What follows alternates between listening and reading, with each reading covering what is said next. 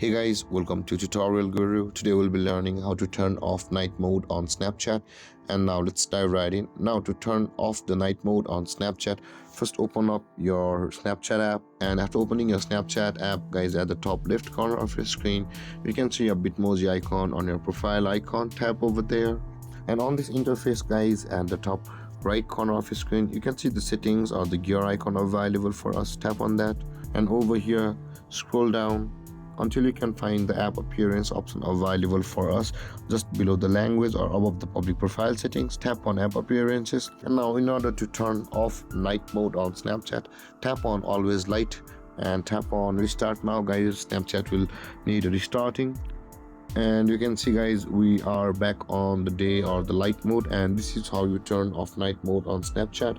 And if you have any confusions or questions regarding the topic, feel free to comment in the comment section below, and don't forget to like, subscribe, and hit that bell icon for more videos. Thank you for watching, guys. Peace.